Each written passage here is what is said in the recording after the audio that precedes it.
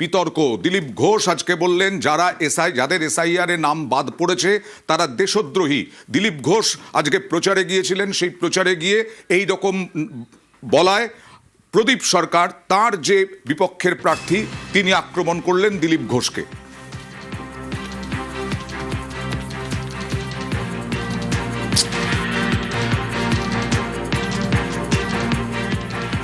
যত জল ছিল নিংড়ে দিয়েছে নির্বাচন কমিশন, 90 লাখ গেছে, আরো 10-12-15 লাখ যাবে।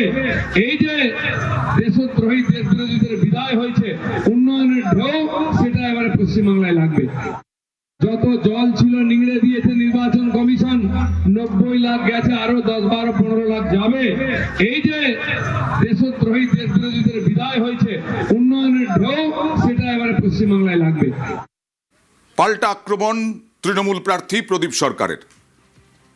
একবার বলে যে আমাদের কোনো হিন্দুর নাম বাদ যাবে না, আবার সেখানে দেখা যাচ্ছে 60% হিন্দুদের নাম বাদ গেছে, আবার সেখানে হিন্দুদেরকে বলছে দেশদ্রোহী। এই বিজেপি পার্টিকে কেউ বিশ্বাস করবে? এই দিলীপ ঘোষকে কেউ খড়গপুরে বিশ্বাস করবে? তারা বড় বড় কথা বলে এসেছিল, হিন্দুরা কি রোহিঙ্গা, তারা কি দেশদ্রোহী, তাদের কি নাম বাদ দেওয়া উচিত ছিল? আর আপনারা নিজেদের বড় বড় কথা বলেন হিন্দু পার্টি হিসাবে, আর আপনারা হিন্দুদেরই নাম বাদ দিচ্ছেন। দরকার ওনাকে গ্রেপ্তার করতে হবে, এভাবে ইনি বলতে পারেন না। আর এবার পুরসুরায় চলে যাব। পুরসুরায় বিজেপির মিছিলকে ঘিরে তীব্র উত্তেজনা, তৃণমূল বিজেপি হাতাহাতি সংঘর্ষ। দেখুন সেই ছবি, উত্তপ্ত হুগলির পুরসুরার কেলেপাড়া।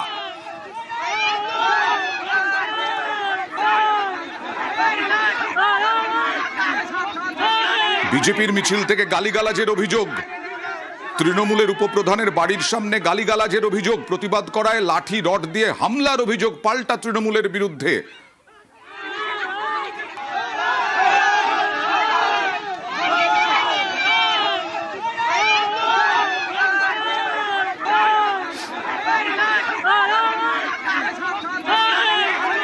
পুরসুরার ছবি দেখছেন, তৃণমূলের উপপ্রধানের বাড়ির সামনে গালিগালাজের অভিযোগ বিজেপির বিরুদ্ধে, তারপরেই হাতাহাতি লাঠালাঠি।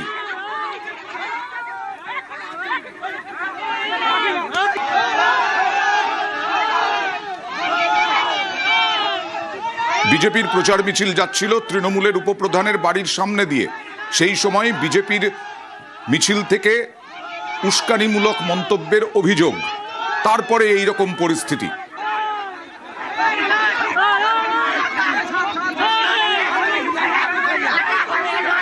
কথা বলবো প্রতিনিধি শুভদীপের সঙ্গে। শুভদীপ, বিস্তারিত জানাও। দেখো, আমরা এদিন পুরসুরার বিজেপি প্রার্থী বিমান ঘোষ তিনি কেলেপাড়া পঞ্চায়েতের ওই কেলেপাড়া গ্রাম দিয়ে মিছিল করে যাচ্ছিলেন, তার প্রচার মিছিল ছিল। সেই সময় তৃণমূলের যিনি পঞ্চায়েতের উপপ্রধান রয়েছে তার বাড়ির সামনে দিয়ে যাওয়ার সময় তৃণমূলের যেটা অভিযোগ যে বিজেপির প্রচার মিছিল থেকে তাদের উদ্দেশ্যে গালিগালাজ করা হয়, খারাপ ভাষা মন্তব্য, খারাপ বিভিন্ন ভাষা প্রয়োগ করা হয়। সেই সময় তার বাড়ির মহিলারা সেই প্রতিবাদ করেন এবং তখনই কিন্তু দুপক্ষের মধ্যে ঝামেলা শুরু হয়ে যায়। লাঠি নিয়ে, রড নিয়ে এবং বাঁশ নিয়ে তাদেরকে মারতে যাওয়া হয়, ঠেলাঠেলি এবং মারধর করা হয়েছে, মহিলাদের গায়ে হাত দেওয়া হয়েছে বলে এমনটাই অভিযোগ তোলা হয়েছে। এবং এই ঘটনাকে কেন্দ্র করে ব্যাপক উত্তেজনা ছড়ায় পুরসুরার কেলেপাড়া এলাকায়। এবং তৃণমূলের অভিযোগ যে বিজেপির যিনি প্রার্থী রয়েছেন বিমান ঘোষ, তার নেতৃত্বে এই হামলা হয়েছে। তিনি দাঁড়িয়ে থেকে তার সিকিউরিটি এবং তার লোকজনকে দিয়ে এই হামলা চালিয়েছেন বলে তৃণমূলের লোকজন অভিযোগ তুলেছেন। এই ঘটনায় দুপক্ষের 10 জন আহত হয়েছে, তাদের মধ্যে মানে এমন সংঘর্ষ হলো যে 10 জন আহত হলো। একেবারেই দেখো, লাঠি নিয়ে মারধর করা হয়েছে, ইট নিয়ে মারধর করা হয়েছে, ইট ছোড়া হয়েছে তাদের লক্ষ্য করে, এমনটাই অভিযোগ তোলা হয়েছে। এবং এই ঘটনায় 3 জনকে পুরসুরার যে আখরি শ্রীরামপুর হাসপাতাল রয়েছে সেই হাসপাতালে ভর্তি করা হয়। তাদের ঘটনাস্থলে কি কেন্দ্রীয় বাহিনীর কোনো উপস্থিতি? দেখো, ঘটনার সময় কিন্তু সেই সময় কিন্তু কোনো পুলিশ ছিল না, তবে ঘটনার খবরকে কেন্দ্রীয় বাহিনী এবং পুলিশ ঘটনাস্থলে ছুটে যায় এবং এই মুহূর্তে কিন্তু পরিস্থিতি নিয়ন্ত্রণে রয়েছে। তবে পুলিশ পাহারায় কিন্তু গোটা গ্রামে পুলিশ পাহারা রয়েছে, পরিস্থিতি এখনো কিন্তু থমথমে রয়েছে। অয়নদা, প্রতিবাদ করায় লাঠি রড দিয়ে হামলার অভিযোগ তৃণমূলের প্রার্থী, তৃণমূলের উপপ্রধানের বাড়ির সামনে উস্কানিমূলক মন্তব্যের অভিযোগ বিজেপির বিরুদ্ধে, তারপরেই সংঘর্ষ, 10 জন জখম।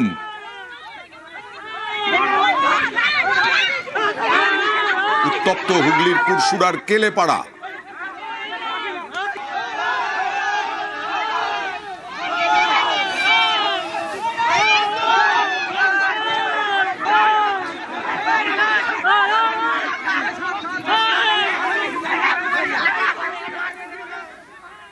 কোচবিহার দক্ষিণের বিজেপি প্রার্থীকে গো ব্যাক স্লোগান, সেখানে উত্তেজনা ছড়ালো। কোচবিহার দক্ষিণের প্রার্থীকে বিজেপি প্রার্থী রথীন্দ্র বসুকে গো ব্যাক স্লোগান, বিজেপি প্রার্থীকে কালো পতাকা দেখানোর অভিযোগ। দেখুন,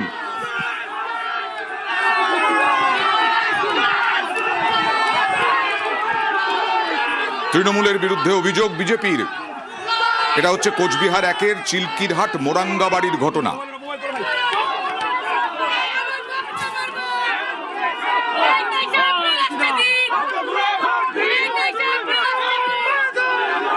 তৃণমূল কংগ্রেস এইসব জিনিস করছে, এটা একটা ট্যাকটিস। তৃণমূল কংগ্রেসের যেভাবে হোক প্রার্থীকে বাধা দেবে, কারণ তারা হেরে গেছে। মানুষের সামনে যাওয়ার কোনো ব্যবস্থা তাদের নেই। আমরা মানুষের কাছে যাচ্ছি, আমরা যাতে না যেতে পারি সেই ব্যবস্থা করছে। কিন্তু ভারতীয় জনতা পার্টি আমরা কিন্তু কোনো অবস্থাতেই দমব না, আমরা মানুষের কাছে যাব। সাধারণ মানুষ জেগেছে, যত উৎপীড়ন হবে তত মানুষ প্রতিবাদ করবে।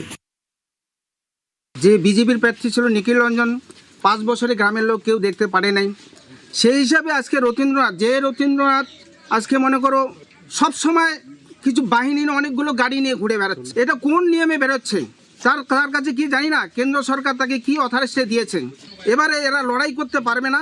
এরপরে প্রচারে আসলে আমরা 23 তারিখ পর্যন্ত আমরা গণতান্ত্রিক পদ্ধতিতে তাদেরকে আমরা জবাব দেব।